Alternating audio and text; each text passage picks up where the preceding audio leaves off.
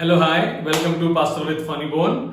Thank you for liking, sharing, subscribing all my previous videos. धन्यवाद आप लोगों के प्यार के लिए जो आपने मेरे सारे वीडियोस को दिया। आप मेरे वीडियोस को देखते भी हैं, शेयर भी करते हैं और लाइक भी करते हैं। परमेश्वर आप लोगों को बहुत अनुग्रहित करे और आशीषित करे। आज मैं आप लोगों के बीच में हमारे इंडिया का सबसे अंडररेटेड सोशल इश्यू के विषय में बात करने के लिए आया हूं। मतलब है, प्रॉब्लम्स है उसकी वजह से, लेकिन ज्यादा कोई उसके बारे में बात नहीं करता क्योंकि हम सभी लोग उसमें किसी ना किसी तरह से डायरेक्टली या इनडायरेक्टली इन्वॉल्व होते हैं। आज अगर नहीं है तो भी आने वाले समय में कहीं ना कहीं से इन्वॉल्व जरूर हो जाएंगे। इतना अंडररेटेड है वो, सबको पता है, सबके घर में हो भी रहा है, लेकिन उसके बारे में कोई ज्यादा बात नहीं करते हैं बात छुप छुप के करते हैं, पीठ पीछे करते हैं, बाहर ना आ जाए, किसी को पता ना चल जाए, और उस काम को करने के बाद हम ज्यादा बोलते हैं।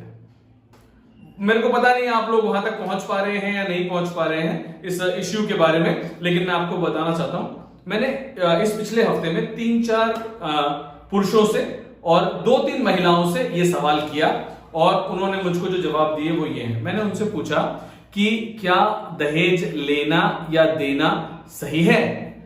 मैंने बिल्कुल स्पष्ट तरीके से पूछा क्योंकि मैं ये जानना चाहता हूं वास्तविकता में ये सही है या नहीं।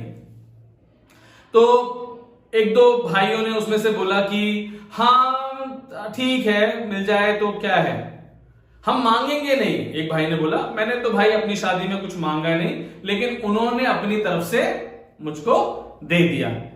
ठीक है, मैंने बोला बढ़िया बढ़िया है, ये तो अच्छी चीज है, बिना मांगे कुछ मिल जाए तो क्या कहने फिर तो बात के।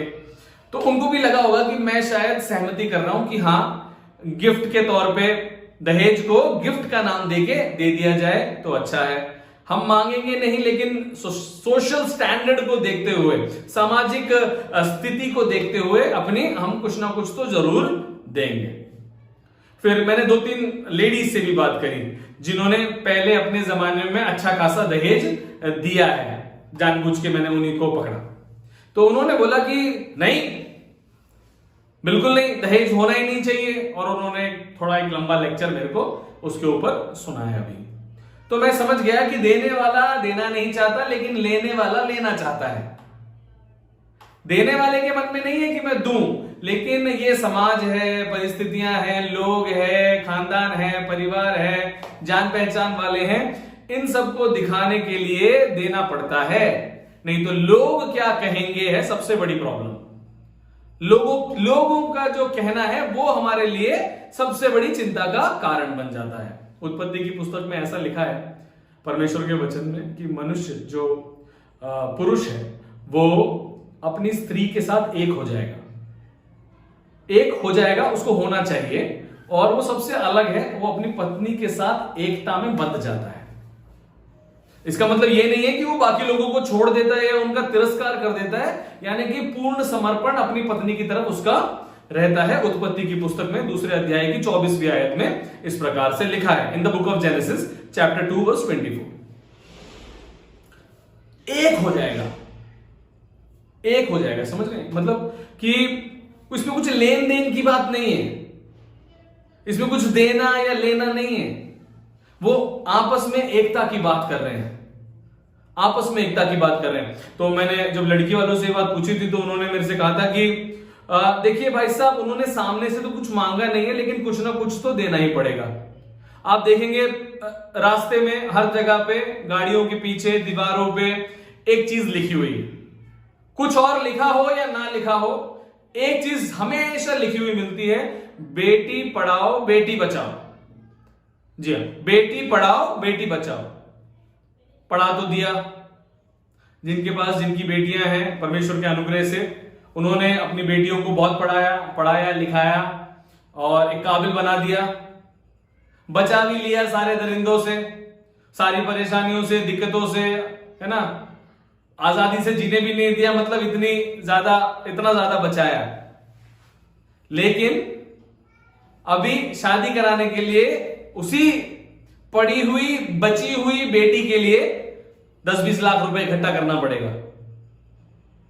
10 लाख रुपए में शादी और 10 लाख रुपए में दहेज। तो कहां बच रही है बेटी, कहां पढ़ रही है बेटी? बेटी को पढ़ाने से बस नहीं होगा ये काम। मैं कह रहा हूं ना, ये हमारे देश का सबसे अंडररेटेड इश्यू है। कोई लेना भी नहीं चाहता, कोई देना भी नहीं चाहता, लेकिन सब दे भी रहे हैं और सब ले भी रहे हैं। किसी से भी आप पूछ लो, भाई साहब दहेज लोगे क्या? कहेंगे नहीं नहीं नहीं नहीं, हमको दहेज नहीं चाहिए, अरे हमारी भी तो बेटियां हैं, हमको भी तो शादी करनी, ऐसा ही सब बोलते हैं। किसी लड़की से पूछ लो, लड़की के परिवार से पूछ लो, आप दहेज देंगे क्या? नहीं, हम तो वहां शादी नहीं करेंगे जहां दहेज लेते हैं, ऐसा बोलते हैं।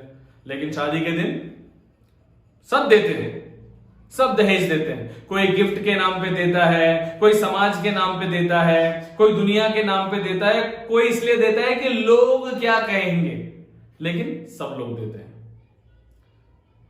मैं ये कहना चाहता हूं कि वास्तविकता में अगर बेटी को पढ़ाया है, बेटी को बचाया है, तो ये सबसे बचाने का सबसे इंपॉर्टेंट स्टेप है। ये सबसे इंपॉर्टेंट स्टेप है ये।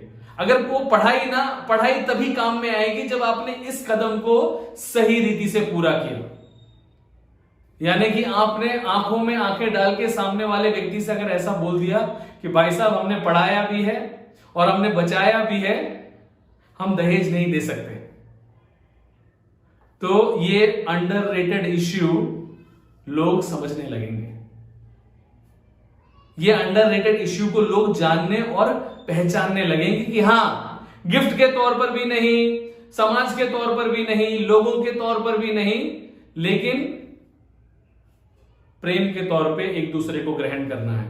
जो रिश्ते चीजों के ऊपर बनाए जाते हैं ना, वो चीजें खराब और कमजोर होने के साथ साथ टूट जाते हैं। जो रिश्ते गाड़ियों के ऊपर या सोने के ऊपर या चांदी के ऊपर बनाए जाते हैं ना, वो रिश्तों की वैलिडिटी और एक्सपायरी जल्दी हो जाती है। लेकिन जो रिश्ते प्रेम से बनाए जाते हैं, जो रिश्ते एक दूसरे को ग्रहण करके बनाए जाते हैं, जो रिश्ते एक दूसरे की कमियों को जानकर बनाए जाते हैं ना, वो अनंतता के लिए रहते हैं।